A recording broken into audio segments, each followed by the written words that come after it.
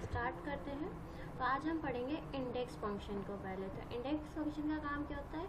Index function आपको value return करके देता है जिसका रेफरेंस हम मेंशन करते हैं। तो हम इंडेक्स फंक्शन को माइक्रोसॉफ्ट सपोर्ट पेज पे एक बार देखते हैं कि ये क्या है, इसमें किस तरीके से हम काम करते हैं।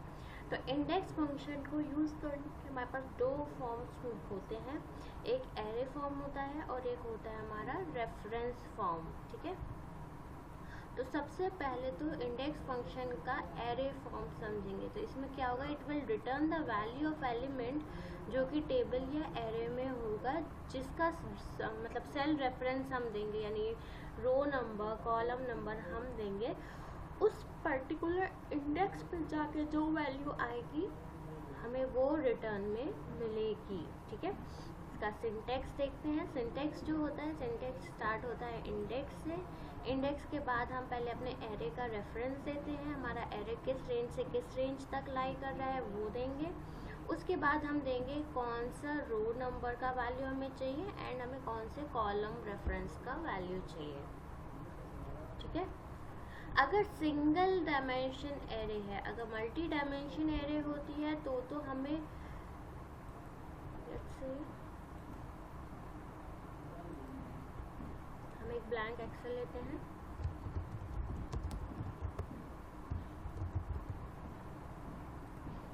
लेट्स से ऐसा कुछ हमारे पास डेटा है।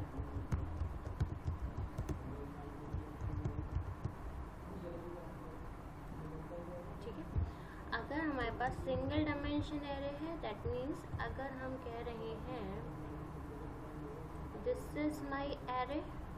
ठीक है, अब इसमें हमने हेडर इंक्लूड करा हुआ है। अगर हम हेडर इंक्लूड नहीं करते हैं तो हमारा रो नंबर 1 से स्टार्ट होगा। Let's say I just change the range to this. मैंने कहा दिस इज माई एरे। इस एरे में I want to find out कि हमारा रो नंबर 3 पे कौन सा एलिमेंट है। अब यहाँ ये जो कॉलम नंबर है, इट्स एन ऑप्शनल आइडेंटिटी। अगर आपके पास रो कॉलम दोनों है तो आप कॉलम एरिया डालेंगे, अदरवाइज आप क्या कर सकते हो, आप सिर्फ रो नंबर दे सकते हो। हमने कहा दिस इज माई रेंज। इस रेंज में रो नंबर 3 पे जो डेटा है वो दिखा दो। Row number 1, row number 2, row number 3। Row number 3 में रोल नंबर था 3rd, तो हमें वैल्यू मिलती है 3rd की।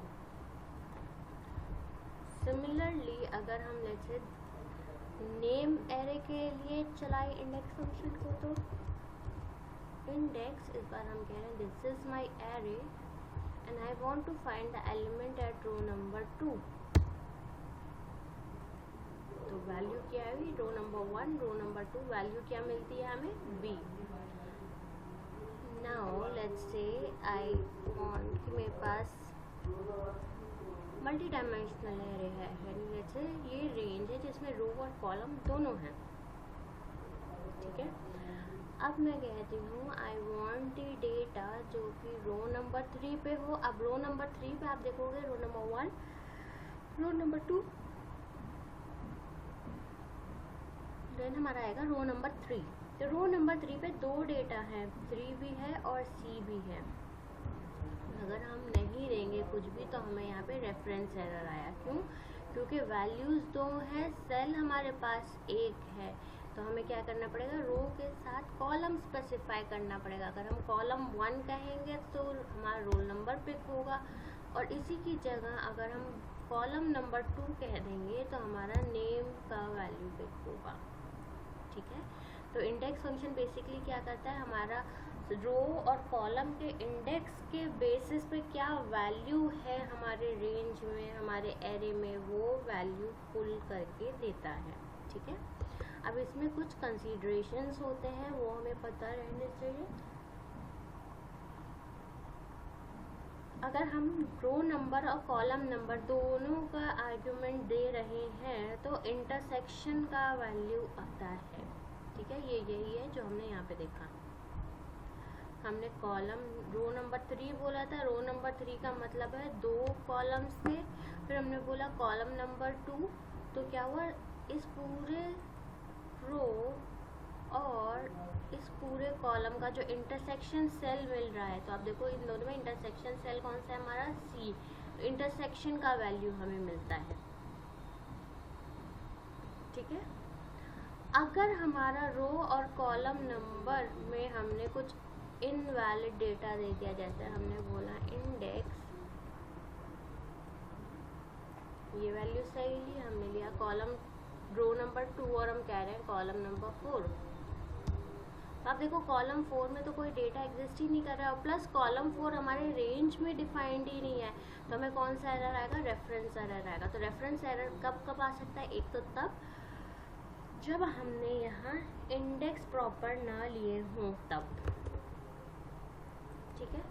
अगर हम रो नंबर या कॉलम नंबर को 0 रख देते हैं तब क्या होगा, इंडेक्स जो है वो रिटर्न करेगा फॉर द एंटायर कॉलम या रो। अगर जैसे हम यहाँ पे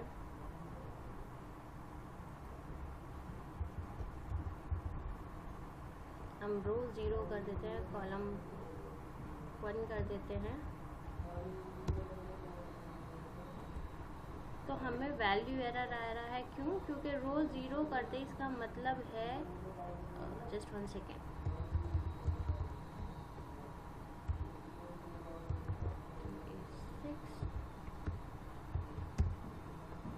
तो इसने हमें दिया है इस बार वैल्यू एरर। क्यों? क्योंकि रो 0 करने का मतलब है ये पूरा रेंज सेलेक्ट हो गया है और हमारा क्या है, लेकिन हमने वैल्यू तो दी, हमने सेल एक ही सेलेक्ट करा हुआ है, तो हमें यहाँ पे इस केस में एरर रिसीव हो रहा है। तो ये था हमारा इंडेक्स फंक्शन। तो बेसिकली इंडेक्स फंक्शन क्या करता है, ये हमारा जो भी कॉलम और रो नंबर या इंडेक्सेस हम देंगे, इस पे हमारे एरे में जो वैल्यूज होंगे उनको रिटर्न करके देगा। ऑलराइट, अगर हमें इस टाइप का कभी काम करना है जहां हमारे पास मल्टीपल डेटा आ रहा हो और हम उसको देखना चाहें, तो सिर्फ एंटर से काम नहीं बनता है, उस केस में हमें कंट्रोल शिफ्ट एंटर करना पड़ता है, तभी हमें आउटपुट में रेंज मिल सकता है। For example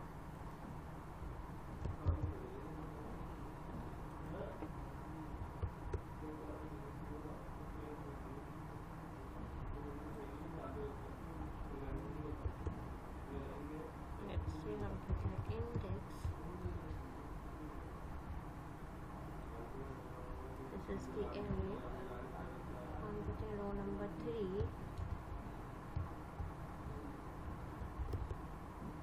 control shift enter. तो अब देखो ये हमारे कर्ली ब्रैकेट्स तो कर दिए थे, कंट्रोल शिफ्ट एंटर,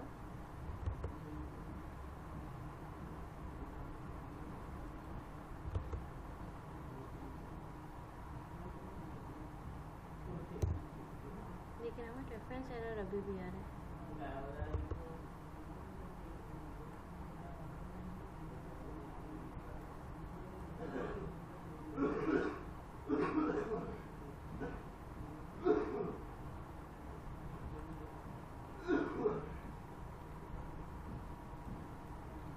तो एरे फॉर्म में कई बार क्या होता है, हमें इश्यूज आ सकते हैं, तो हमारे पास इसमें एक सेकंड फॉर्म भी है, हम उस सेकंड फॉर्म को चेक करते हैं।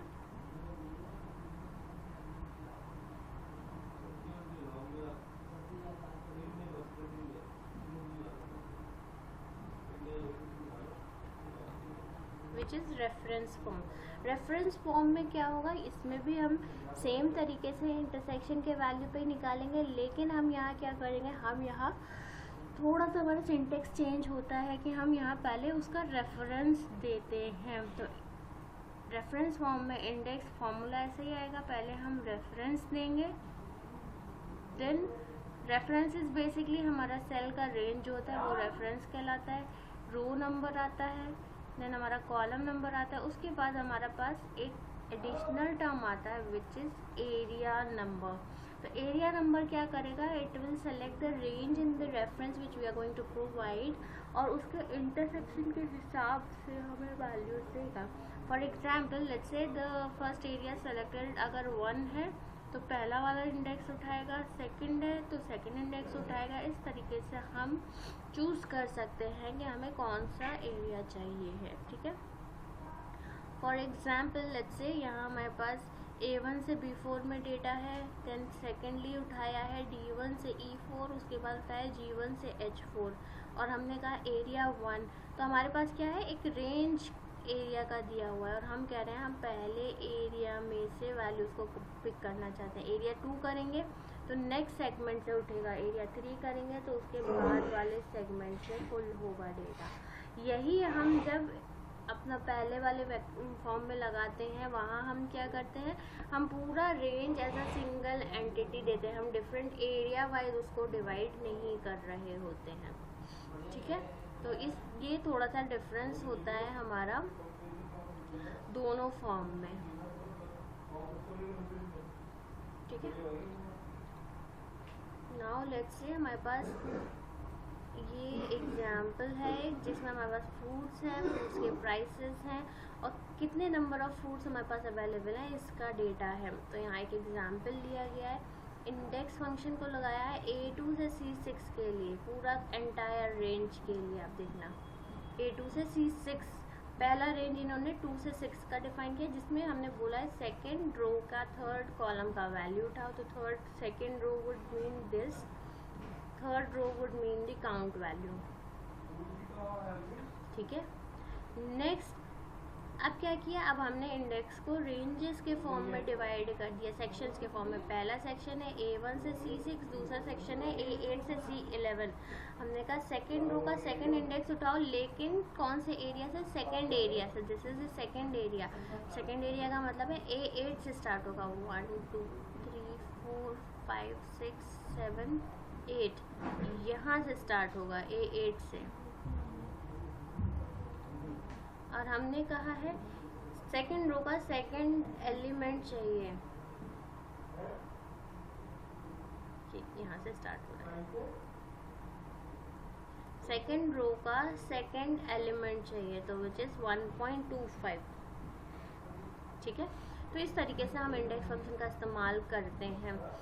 एक फंक्शन के साथ हमने देखा था हम दूसरे फंक्शन को क्लब इन करके यूज़ कर सकते हैं। Let's say I want to calculate the total, हम मैनिपुलेशंस वगैरह कर सकते हैं। जैसे यहाँ पे हमारे पास बहुत सारे फ्रूट्स का डेटा है। Let's say I want to, पहले हमने क्या किया, हमने इंडेक्स निकाला है A2 से C6 का फिफ्थ इन रो का सेकेंड कॉलम, फिफ्थ रो का सेकेंड कॉलम, A2 से ना 1 2 3 4 5 ये आया 2.80, ठीक है। और हमने कहा B2 से लेके टू इस इंडेक्स तक का जो वैल्यू है उनका हमें सम करना है। तो हमने बेसिकली क्या किया है, हमने इसका जो वैल्यू आया था वहाँ तक के वैल्यूज़ को आपस में सम कर दिया है। सम करने के बाद हमारा जो रिजल्ट आएगा वो कुछ इस तरीके से आएगा,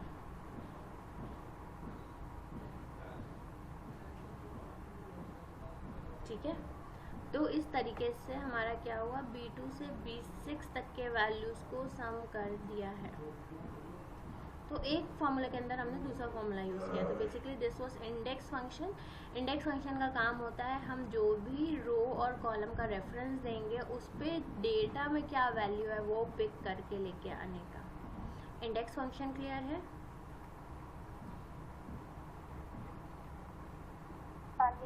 ऑलराइट, नेक्स्ट हम एक वाला क्लियर नहीं है। कौन सा वाला? सम वाला। सम वाले में देखो क्या है सम फंक्शन इंडिविजुअली आता है आपको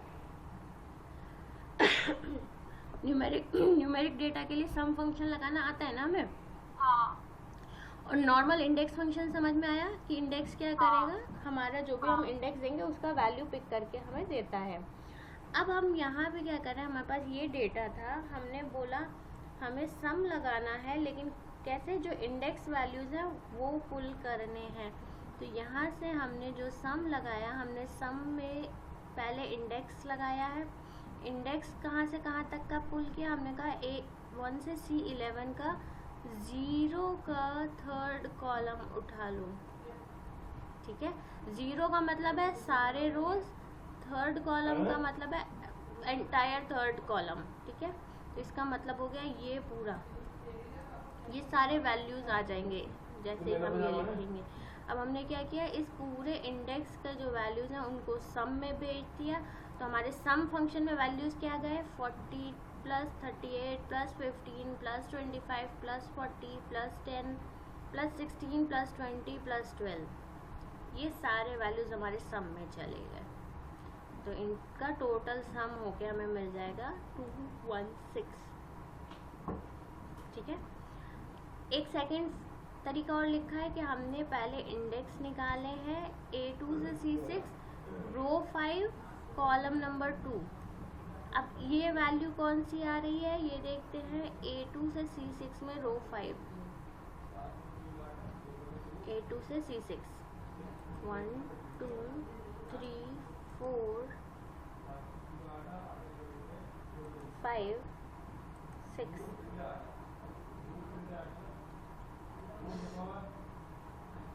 ठीक है। एंड देन बोला है row number 2, row number 2 would be B2, ये वैल्यू 3,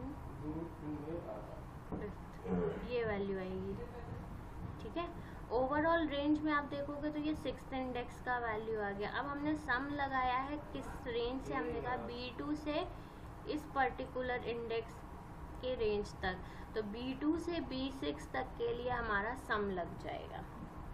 ठीक है, तो इस तरीके से हमने सम फंक्शन को इंडेक्स फंक्शन के साथ क्लब करा है। ऑलराइट, अब हम एक और फंक्शन देखेंगे which is a very important function, जो कि है हमारा मैच फंक्शन। ठीक है, मैच क्या करता है, इंडेक्स का अपोजिट काम करता है। इंडेक्स करता है रो और कॉलम के हिसाब से वैल्यू को पिक करके देता है। मैच फंक्शन क्या करता है, मैच फंक्शन हमारा वैल्यू को सर्च करेगा, उस वैल्यू के परटेनिंग हमारे इंडेक्सेस रिटर्न कराएगा। और बल्कि इंडेक्सेस नहीं, हम जो भी वैल्यू देंगे, जैसे सर्च का काम करते हैं ना कि I want to search this value in my range, उसका वैल्यू पिक करके देगा। तो इंडेक्स से हम रो और कॉलम के हिसाब से वैल्यू पिक करते हैं। मैच में हम क्या करेंगे, मैच में basically will try to match कि हम जो वैल्यू सर्च करना चाहते हैं वो हमारे रेंज में है या नहीं है। तो मैच फंक्शन का जो सिंटैक्स होता है उसमें हम लिखते हैं मैच, उसके बाद हम पहले वो वैल्यू देते हैं। लुकअप वैल्यू का मतलब है कौन सा वैल्यू हम सर्च करना चाहते हैं। उसके बाद हम अपना एरे देते हैं, किस एरे में हमें सर्च करना है। उसके बाद हम देते हैं मैच टाइप। जो भी चीज़ें आपको ऐसे रेक्टेंगुलर ब्रैकेट्स के अंदर जो आर्ग्यूमेंट्स दिखते हैं, इसका मतलब है ये ऑप्शनल है, आप दे सकते हैं, आप इनको निगलेक्ट भी कर सकते हैं। और जो direct without square brackets arguments हैं, ये मैंडेटरी आर्ग्यूमेंट्स हैं, इनका वैल्यू देना ही पड़ता है हमें फॉर्मूला फ्रेम करते टाइम। ठीक है, तो लुकअप वैल्यू क्या है, ये वो वैल्यू है जो हम ढूंढना चाहते हैं अपने एरे में। लुकअप एरे वो रेंज है जिसमें हमारा डेटा लाई कर रहा है। मैच टाइप में हम बताते हैं कि हमें एग्जैक्ट मैच चाहिए, अप्रॉक्सीमेट मैच चाहिए, या हमें किस टाइप का मैच चाहिए। तो मैच टाइप में हम 3 वैल्यूज़ दे सकते हैं। हम या तो 1 लिख सकते हैं या उस कोई वैल्यू ना दें। तो डिफ़ॉल्ट इज़ 1 का मतलब होता है कि ये क्या करेगा, लार्जेस्ट वैल्यू ढूंढेगा, जो भी हम वैल्यू ढूंढ रहे हैं उससे स्मॉल जो होगा। ठीक है, जैसे हमने सर्च किया, let's say I want to search a value 20 in my range, तो 20 का नियरेस्ट लार्जेस्ट वैल्यू जो होगा वो मिलेगा। लेट्स से ये हमारा, इसी में I will try to use the lookup function. इनका lookup value, let me say मेरा लुकअप वैल्यू 6 है। ठीक है, और I am saying this is my lookup array. Sorry, lookup नहीं, हम तो मैच लगा रहे हैं, सॉरी मैच। ठीक है, मैच में हमने लुकअप वैल्यू बोला 6 है हमारा, और मैंने बोला ये हमारा लुकअप एरे है, और मैंने कहा मैच टाइप इज 1 का मतलब है, आप देखो 1 सेलेक्ट करते इसने क्या लिखा है, find the largest value which is less than और equal to the lookup value. लेकिन इसका रिक्वायरमेंट क्या है, लुकअप एरे जो भी हम रेंज सेलेक्ट कर रहे हैं वो असेंडिंग ऑर्डर में होना चाहिए। असेंडिंग ऑर्डर में नहीं होगा तो आंसर गड़बड़ आएगा, ठीक है। तो जैसे ही हमने 1 करा, नाउ नोटिस वन थिंग, हमने मैच के लिए हम ढूंढना चाह रहे हैं वैल्यू 6। आइडियली हमारे इस रोल नंबर काउंट में सेल में 6 वैल्यू है नहीं, है ना, और हमने मैच टाइप यूज़ करा है 1। मैच टाइप 1 यूज़ करने का मतलब है 6 के नियरेस्ट, 6 से छोटा, और आपके एरे में 6 से छोटा सबसे बड़ा नंबर कौन सा है, तो नंबर क्या आएगा 5। तो मैच फंक्शन ने हमें रिटर्न करके दिया है 5 की we are getting a match as 5। ये था तब जब हम मैच में 1 यूज़ करते हैं। सेम हम मैच में अगर 1 ना यूज़ करके आई से 6, ये हमारा लुकअप वैल्यू है, और मैं इसकी जगह 0 यूज़ करूँ। 0 का मतलब है एग्जैक्ट मैच, कि अगर एग्जैक्ट मैच हो तो ही आंसर आए, अदरवाइज आपको एरर आ रहा है एन ए मतलब यहाँ ये वैल्यू अवेलेबल नहीं है, ठीक है। एक हमारे पास मैच में और केस होता है जहाँ हम बोलते हैं let's say I will take 2.5, ठीक है, this is the lookup array, और हमने बोला है मैच टाइप इज -1 यानी ग्रेटर देन दिस नंबर। अब आप देखो जैसे हमने 2.5 लिखा, 2.5 क्या है 2 और 3 के बीच में लाया कर रहा है ना। अब ये मैच टाइप 1 लेंगे या -1 लेंगे, it will decide value 2 pick होना चाहिए या 3 पिक होना चाहिए। जब हम -1 ले रहे हैं तो it is giving us a hash any error, क्योंकि ये हमारा होल नंबर का रेंज है। लेट्स डू वन थिंग, हम इसको करते हैं, हम 3 ओमिट कर देते हैं, हम 4 बनाते हैं, हम 5 लिखते हैं एंड हम 6 लिखते हैं।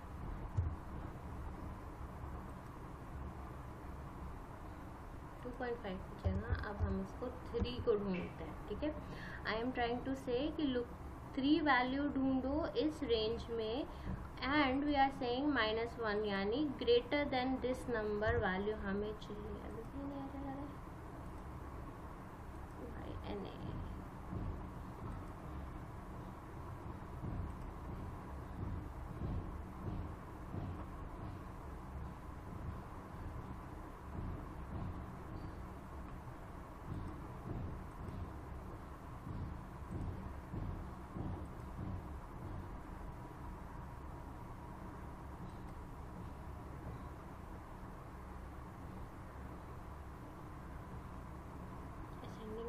लगा हुआ है,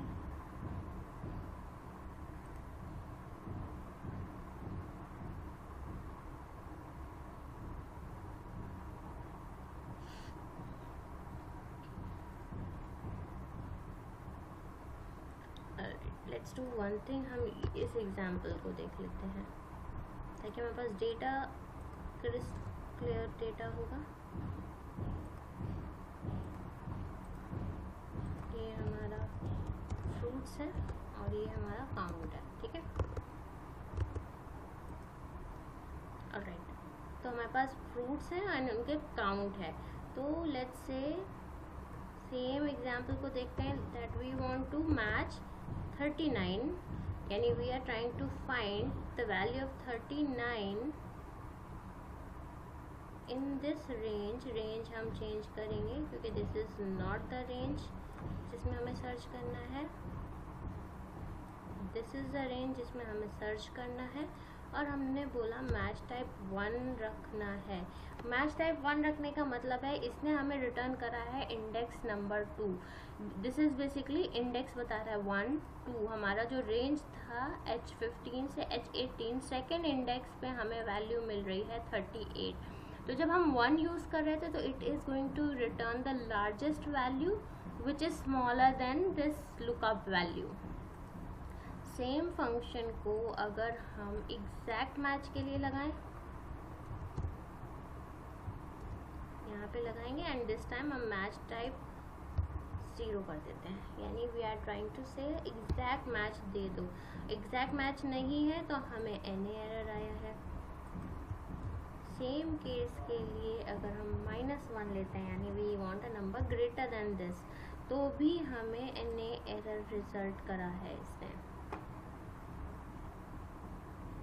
ठीक है, ऑलराइट।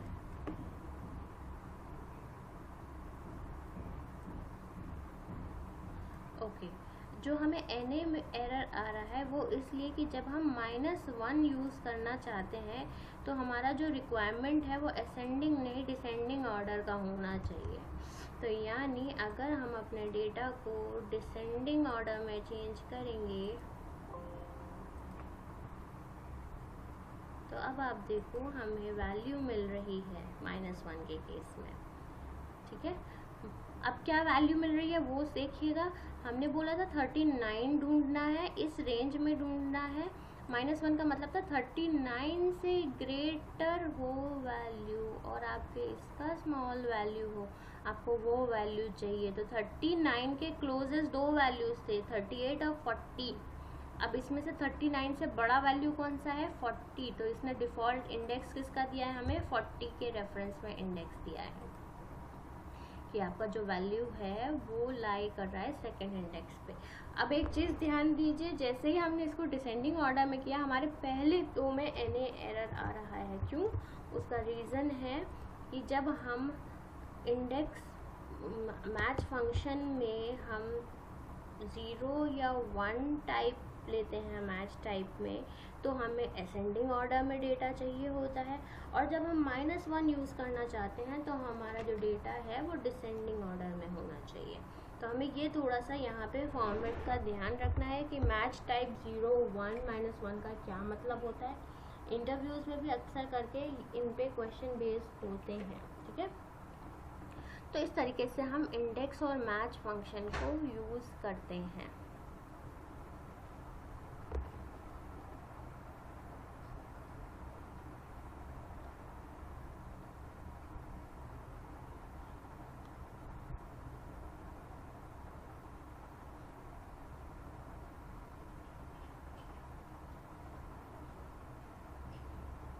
मैच फंक्शन समझ में आया?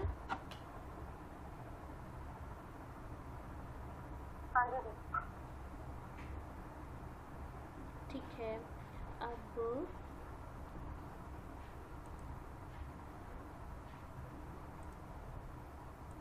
इसका जो रेफरेंस है आपको ड्राइव पे फंक्शंस वाले इसमें इंडेक्स एंड मैच में मिल जाएगा। यहाँ पे जो जो कंसीडरेशंस हैं वो मेंशन्ड हैं। मैच टाइप 0, 1, -1 का क्या मतलब है वो डिटेल्स भी मेंशन्ड है। अदरवाइज आप क्या कर सकते हो, माइक्रोसॉफ्ट के सपोर्ट पेज पे आ सकते हो। You can navigate to index और मैच फंक्शन में आके आपको ये सारे चीज़ों का डिटेल मिलेगा। ठीक है, नाउ लेट मी सी हमारे पास अगर कोई शीट हो जिस पे हम प्रैक्टिस कर पाएँ।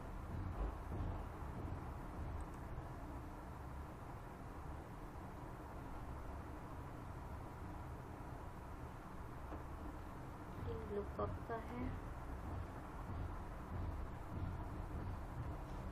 ऑलराइट, एक चीज़ और मैं आपको बता देती हूँ कि अक्सर करके इंडेक्स और मैच फंक्शंस को हम आपस में साथ में मिला के भी यूज़ करते हैं ताकि क्या हो, वो लुकअप्स की तरह काम करे। तो चलिए कल हम लुकअप फंक्शंस पढ़ेंगे। लुकअप के बाद हम दोनों को कोरिलेट करके देख लेंगे कि अल्टरनेटिवली हम जो काम लुकअप से करते हैं वो इंडेक्स और मैच से कैसे कर सकते हैं।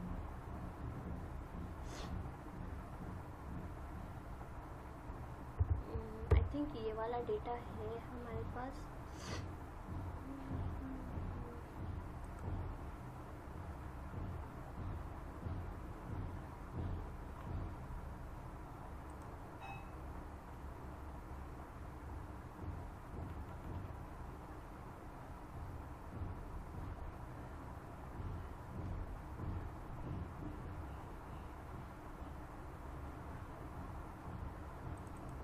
से हम कोई शीट खोल के देखते हैं, इस पे ये अप्लाई कर सकते हैं कि नहीं।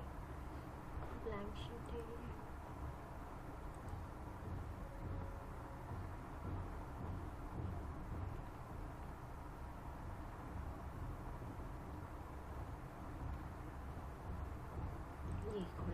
सुपर स्टोर सेल्स हमारे पास एक डेटा है, ठीक है। इसमें हमारे पास लेट्स से बहुत सारे इंफॉर्मेशन दिया हुआ है, ठीक है। हमारे पास प्रोडक्ट का बहुत सारा डेटा है, रिटर्न्स, यूज़र्स, ओके। इस पे देखते हैं, ये छोटा सा डेटा है। ये हमारे पास रीजन दिए हुए हैं, किस रीजन के कौन मैनेजर हैं ये डेटा दिया हुआ है, ठीक है।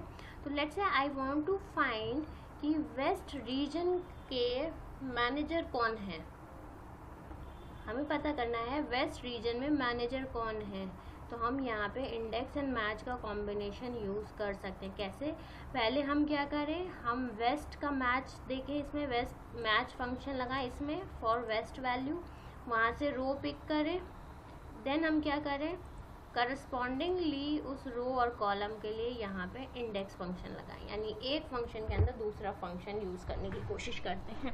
तो सबसे पहले हमें चाहिए कि वेस्ट के पर्टेनिंग हमें मैनेजर पता करना है। तो हम क्या कर सकते हैं, हम अपने इस पूरे डेटा में वेस्ट का रो नंबर पता कर सकते हैं। रो नंबर पता करने के लिए हमारे पास कौन सा फंक्शन है, मैच फंक्शन। हमने कहा मैच में वैल्यू, क्योंकि टेक्स्ट वैल्यू है, हमने कहा दिस इज द वैल्यू जो हम मैच कराना चाहते हैं, ये हमारा रेंज है जिसमें हमें मैच कराना है, और हम कह रहे हैं हमें एग्जैक्ट मैच हो तो रिजल्ट दे दो। तो इसने हमें आंसर दिया है 5, यानी रो नंबर 5 पे हमारा वेस्ट वैल्यू लाएगा। अब आप देखो रो 1 2 3 4 एंड 5, ठीक है। आधा काम हमने यहाँ करा मैच फंक्शन में। नेक्स्ट हमें क्या चाहिए, हमें अगर हमें किसी इंडेक्स के पर्टेनिंग वैल्यू उठाना होता है तो हम इंडेक्स फंक्शन लगाते हैं। हम कहेंगे दिस इज द एरे जिसमें हमें सर्च करना है, और रो नंबर कौन सा जाना चाहिए, रो नंबर बेसिकली ऊपर हमने 5 निकाला है। कॉलम कौन सा है, क्योंकि अभी हम सिंगल कॉलम की बात कर रहे हैं तो कॉलम नहीं देना पड़ेगा। अगर हम अपना रेंज दे रहे हैं, हम कह रहे हैं this is my entire range, तो हमने रो नंबर दिया, row number was 5, column number is 2, तो हमें आंसर मिलता है पैट। अब ये 5 क्या है, हमने मैनुअली पुट किया है, इसकी जगह हम क्या कर सकते हैं, हम अपना मैच फंक्शन यूज़ कर सकते हैं। हमने कहा हमें जो वैल्यू पुल करानी है वो मैच फंक्शन के रेंज से करवानी है, तो भी हमें आंसर में क्या मिला है, पैट। यानी हमने सक्सेसफुली फाइंड किया कि वेस्ट रीजन के मैनेजर कौन है। इसके लिए हमने मैच और इंडेक्स दोनों को कॉम्बिनेशन में यूज़ किया है। यूसेज क्लियर है आप दोनों को कि किस तरीके से इंडेक्स और मैच, अक्सर करके ऐसा होगा कि हम इंडेक्स और मैच को साथ में यूज़ करेंगे as an alternative to lookup. ये काम हम लुकअप फंक्शन से करते हैं, बट एक्सेल में एक ही काम को करने के मल्टीपल वेज हैं। हम कोई भी मेथड, कोई भी फॉर्मूला यूज़ कर सकते हैं जिस पे हम ज़्यादा कंफर्टेबल हों, ठीक है। सेम वे में अगर हमें किसी दूसरे वैल्यू के लिए सर्च करना हो, let's say I want to सी कि एरन किस रीजन के मैनेजर है, तो हमें पहले क्या करना पड़ेगा, एरन के लिए क्या निकालना पड़ेगा, हमें एरन का क्या निकालना पड़ेगा बताइए। जैसे हमने यस हमें मैच निकालना पड़ेगा, तो we will say match lookup value is Aaron, and let me say इसमें मुझे निकालना है, and I am saying I want an exact match. तो हमें यहाँ से एरन के पर्टेनिंग इंडेक्स मिल जाएगा। I just copy this match function. Now अब हमें क्या करना है, हमें वैल्यू निकालनी होगी। तो हमने कहा this is my entire array, कौन सा रो चाहिए जिसमें एरन का वैल्यू आ रहा है वो रो चाहिए। कॉलम हम 1 से पिक करेंगे, क्यों, क्योंकि इस बार हम रीजन पिक करना चाहते हैं। तो हमें आंसर मिल गया नॉर्थ वेस्ट टेरिटरीज। तो चाहे आप रीजन के पर्टेनिंग मैनेजर निकालें या मैनेजर के पर्टेनिंग रीजन निकालना चाहें, both the ways it is possible, ठीक है। दोनों ही तरीके से हम कर सकते हैं। अगर पैट के लिए करते तो वहाँ पे 3 है, तो क्या तीनों आ जाएंगे? ये आप ट्राई करिएगा कि जब आप पैट के लिए सर्च करते हैं तो क्या वैल्यू आती है। ठीक है। ठीक है, और फिर मुझे बताइएगा क्या एरर आया, या थोड़ा सा वर्कआउट करिएगा कि कैसे रिजॉल्व किया आपने उस डिस्क्रिपेंसी को। ठीक है, तो दिस इज अ होमवर्क कि आपको मैं ये वाला शीट शेयर कर दूंगी। I share one more sheet for the practice of index and match function, उसको भी प्रैक्टिस करना है, और पैट के केस में क्या डिस्क्रिपेंसी आती है और आप उसको कैसे रिजॉल्व करेंगे ये आपको बताना है। ऑलराइट, इंडेक्स एंड मैच में कोई डाउट है तो आप पूछ सकते हैं अभी। क्लियर है ये? ठीक है, दोनों लोगों को क्लियर है?